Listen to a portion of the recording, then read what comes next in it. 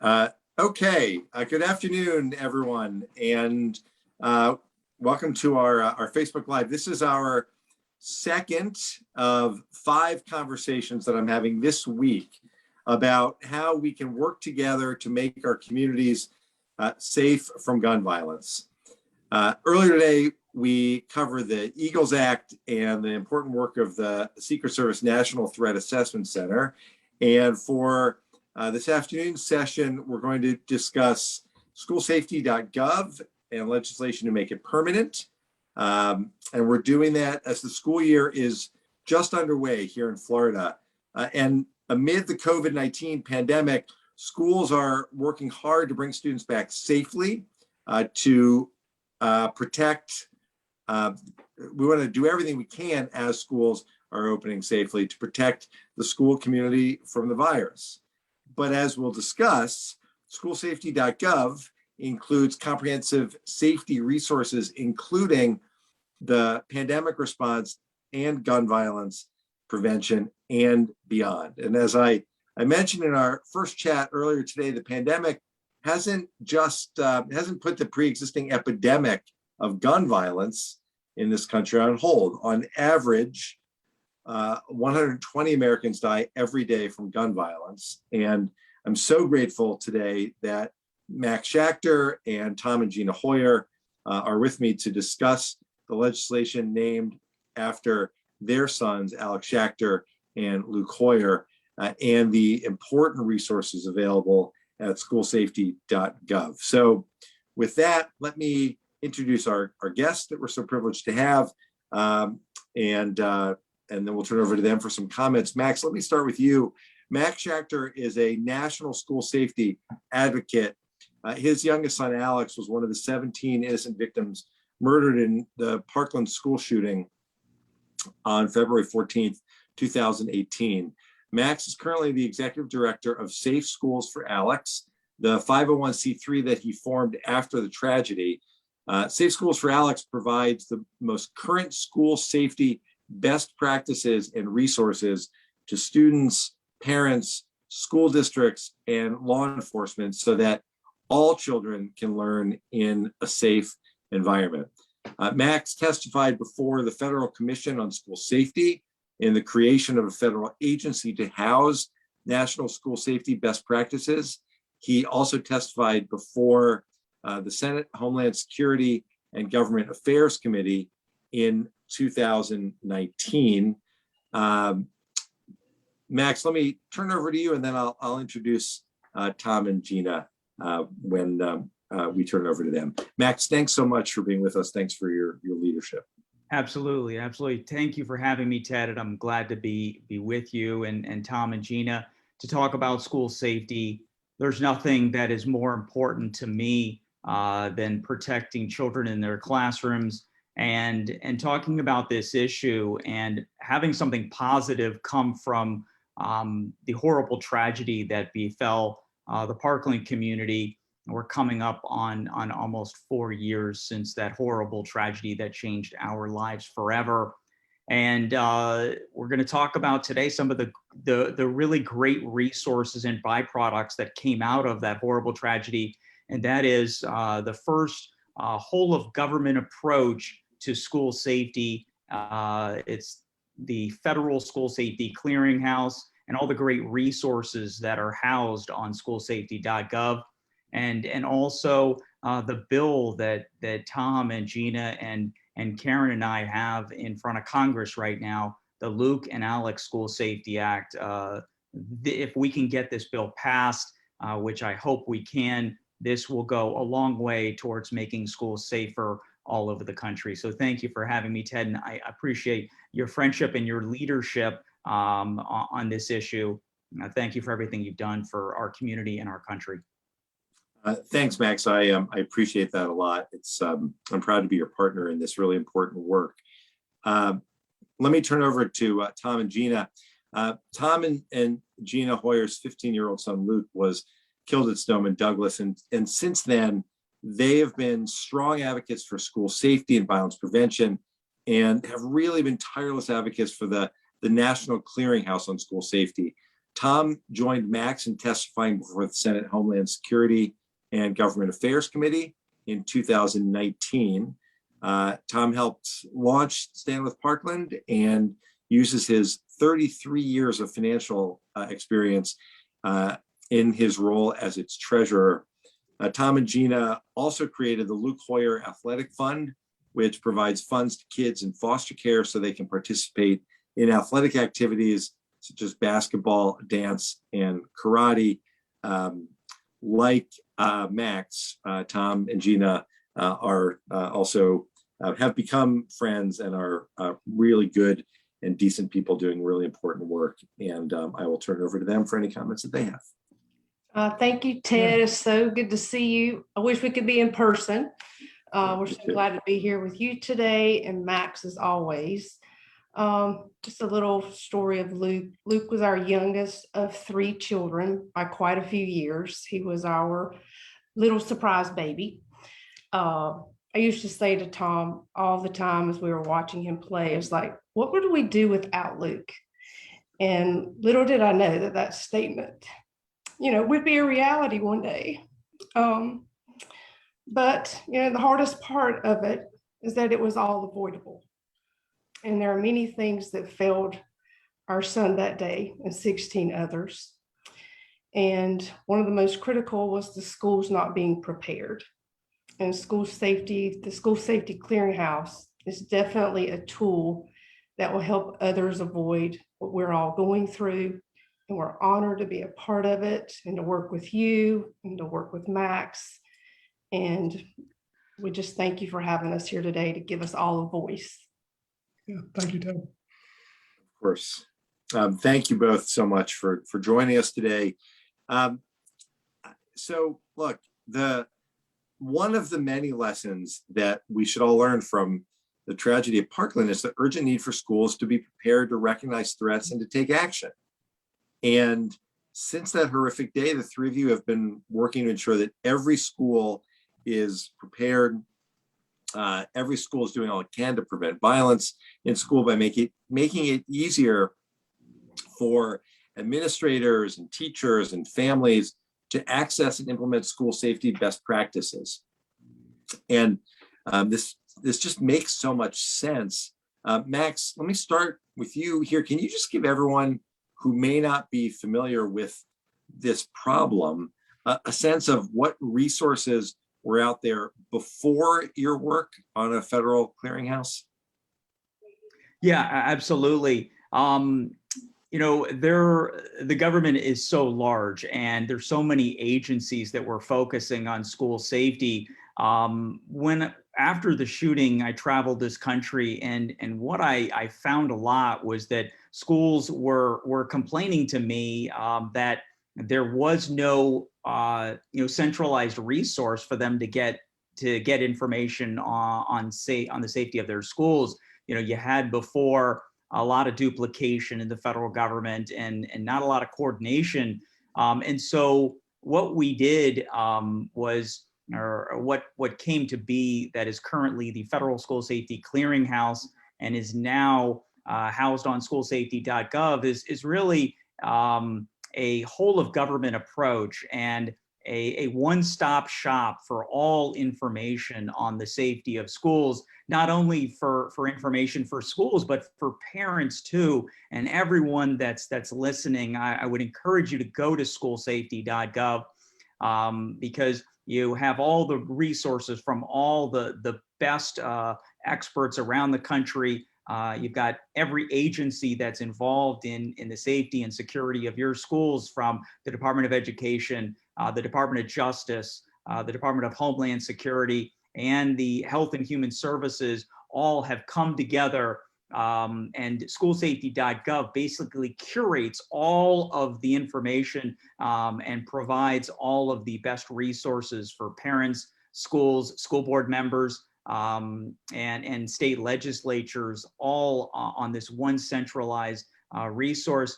And for schools, there's also great resources on all the grants that are available from all these federal agencies, is now also available on SchoolSafety.gov.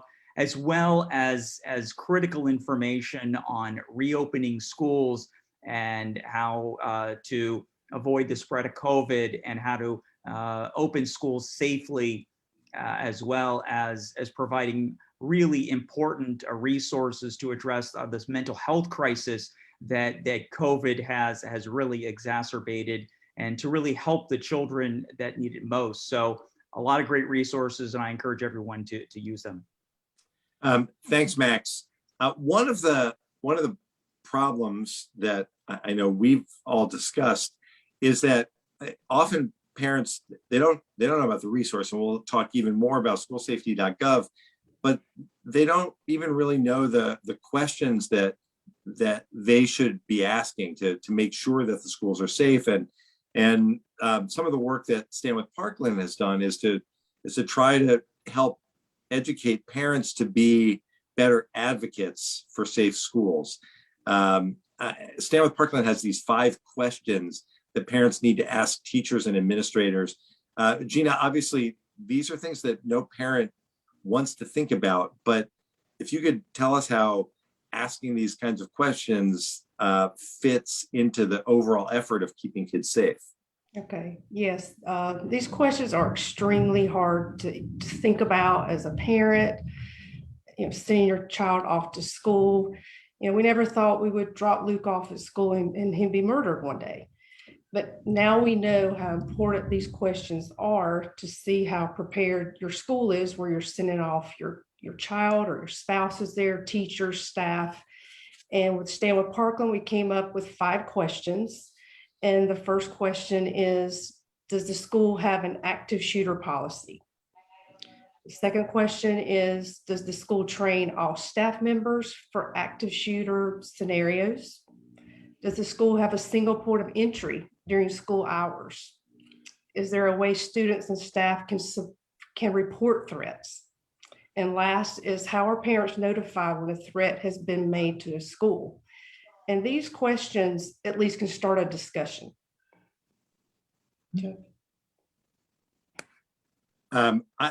They start a discussion, and they're so important. And if they're meant to be the starting point, then schools need a place. Once parents are asking these questions, schools need a place to go to help figure out what to do in the next steps. And because of your advocacy, we now have what Max described, which is SchoolSafety.gov, which is this terrific resource and really, I think, thoughtfully designed way to give teachers and school administrators and parents actionable step-by-step advice on what we can all do. And there's so much information there.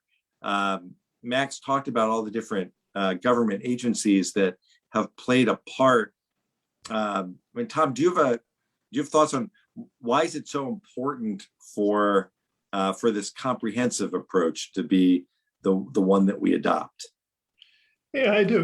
The comprehensive approach is so important because it brings all this good expertise together in one place.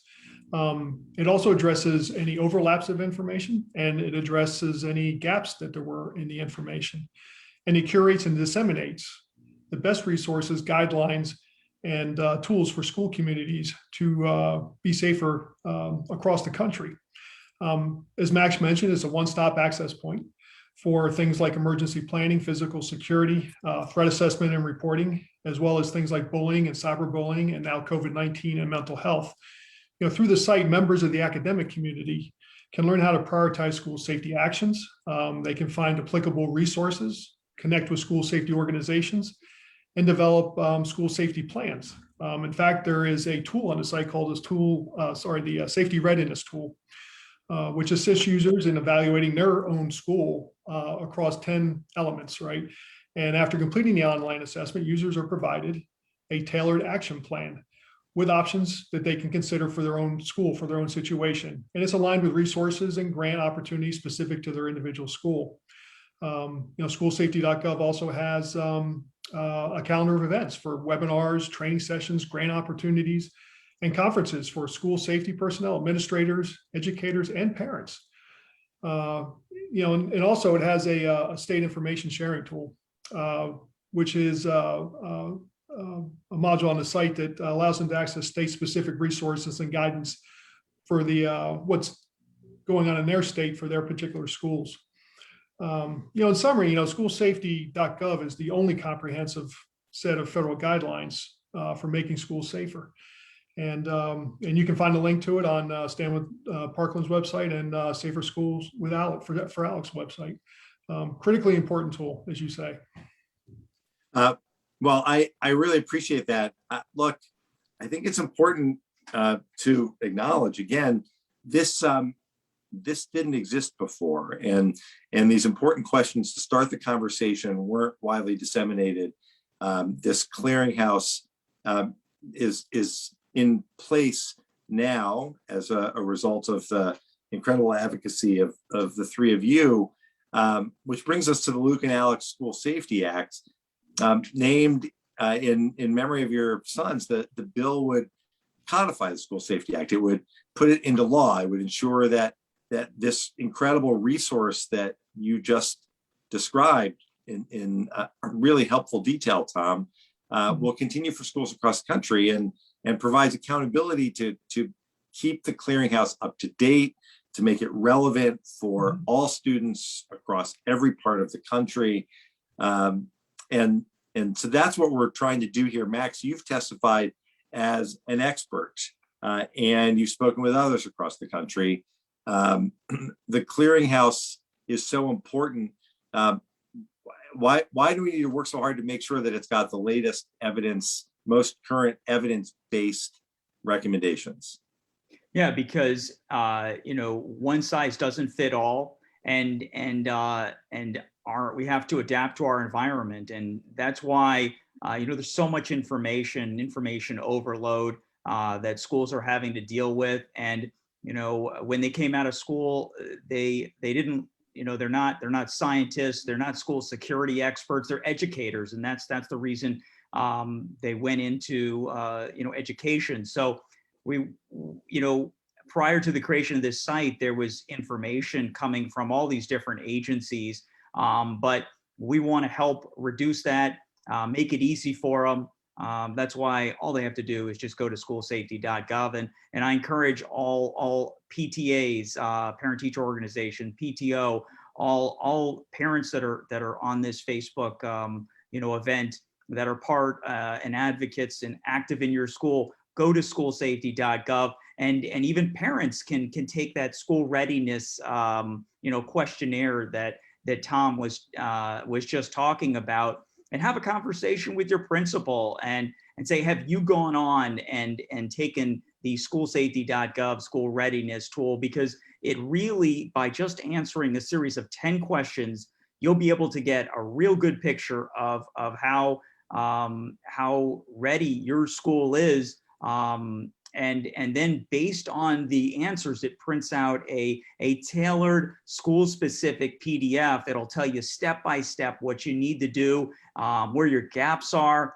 And then the best part about that I really think is most beneficial is it directs you directly to grant dollars to fill those gaps in. So if in your state you do not have an anonymous threat reporting app, it directs you to grant dollars so you can get that. If in your state you don't have, or in your school, threat assessment teams, it'll direct you to grant dollars to help you fund that. And so we know that schools are under a tremendous pressure right now, and spending a lot of resources to make our schools, our classrooms safe from COVID, and all of the grant dollars that are available all across the government. The government is spending, all the information is right there in one spot. So I encourage everyone to go to SchoolSafety.gov to make your school safer.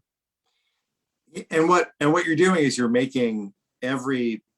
helping every parent become a school safety advocate.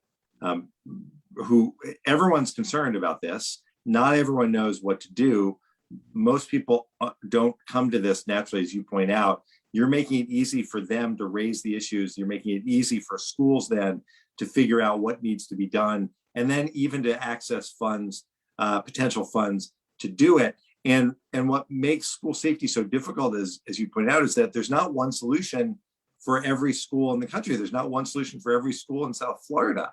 Some schools may need help with anti-bullying interventions. Some schools may have great mental health resources, but they don't know what hardening and physical security systems they may need. So for any of you, I guess, how does the Luke and Alex School Safety Act help keep the focus on school safety across all of these expert agencies?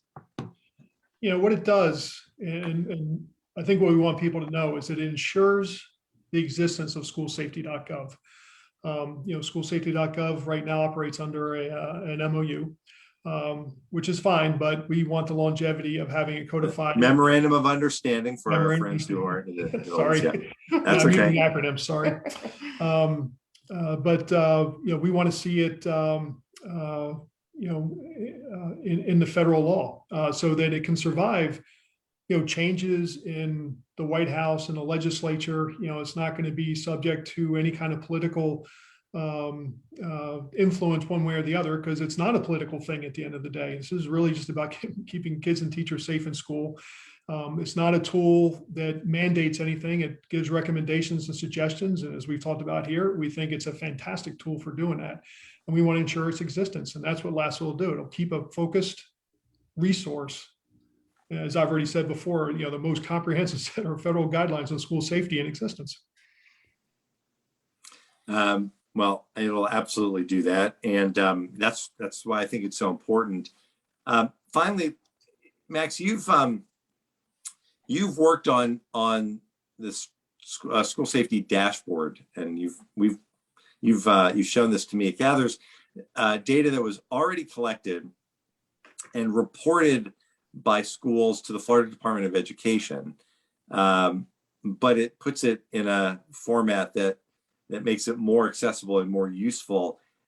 How's that tool being used today, and how do you see what's the future of using tools like this to better inform parents and communities about their schools? Yeah, no, thank you for asking me about that, Ted. And it's about using data to make schools safer. And in Florida, as in many, many states, every school submits data on violence and drugs, the number of fights, the number of bullying incidents, sexual assault incidents to the State Department of Education. Also incidents on discipline. So for instance, how many out of school suspensions schools are using as a discipline measure. All this data is sent to the State Department of Education, but prior to the shooting, all this data was housed in a massive Excel spreadsheet. And as most states do, some states, they just use PDFs.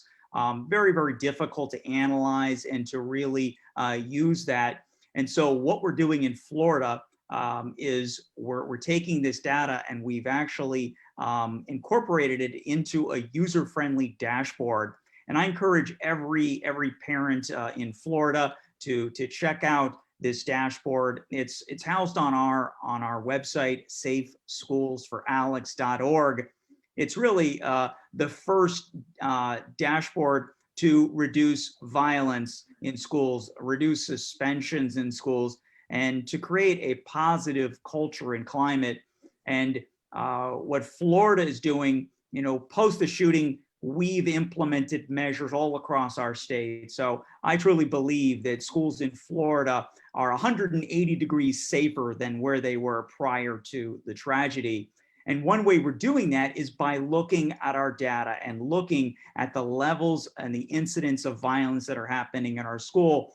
And if we're not, as a nation, looking at the levels and the incidents of violence and looking at our data, it's going to be really, really difficult for us to manage it and reduce it. And so that's what I hope, that's what I know Florida's doing, and what I'm hoping that other states will model around the country. Coming this fall, or starting very, very soon as schools open in Florida, we're actually going to be increasing the reporting requirement for schools. So prior to this year, we were looking at year-old data on the number of fights and bullying incidents, where this calendar year, schools are actually going to be reporting monthly data.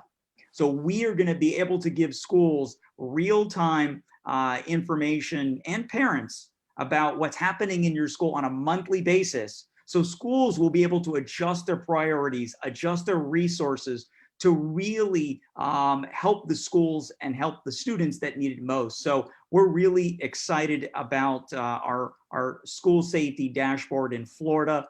And please check it out. It's on our website, safeschools4alex.org.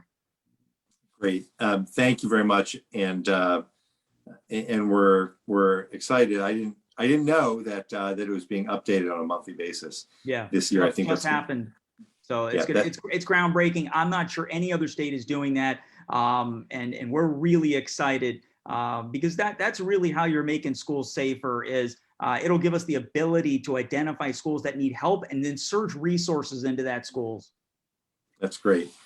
Well, I really appreciate. I appreciate the conversation. I'm so grateful to the three of you, Tom and Gina Hoyer, Max Schachter, for joining me to help explore reforms to help reduce gun violence. This is, as I think anyone joining us today can tell, there's nothing, there's no room for partisanship in any of these conversations. The legislation is bipartisan.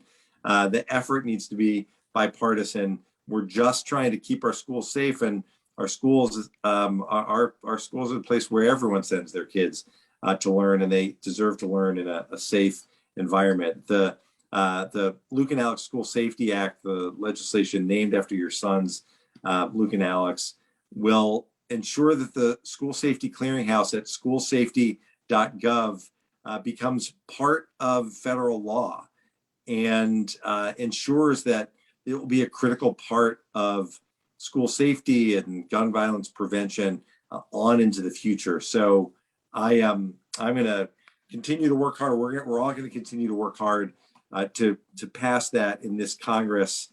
Gina and Tom, do you have anything else you'd like to add? We'd just like to really thank you from the bottom of our hearts for all the work you're doing on this, because we'd be nowhere without people like you, and in you in particular. So thank you. Very true. And when you need us to come to DC, when we can come back, let us come, because our group stand with Parkland. We meet with both sides of the aisle. We're about coming together for all of our issues regarding school safety. So no, we're always there by your side when you need us. Yeah.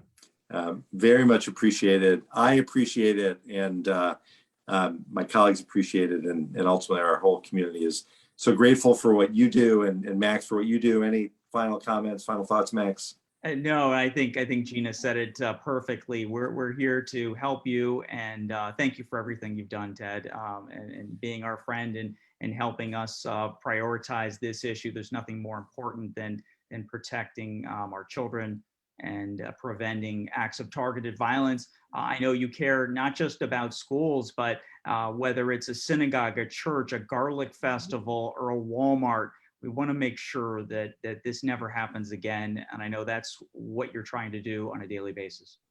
That's exactly what we're all trying to do. That's why we're doing these conversations. I'm so grateful to the three of you. Please, for everyone who's watching or now watching live or checks in later, please be sure to join us throughout the rest of this week for more discussions about background checks and school infrastructure and community violence prevention programs, all of the ways that we can act right now to help keep our schools and our communities safe. Thanks again so much. It's great. Actually, it's just, as your friends, it's great being with the three of you, and I'll look forward to seeing you all in person sometime soon. Thanks, everybody, and thanks everyone for watching.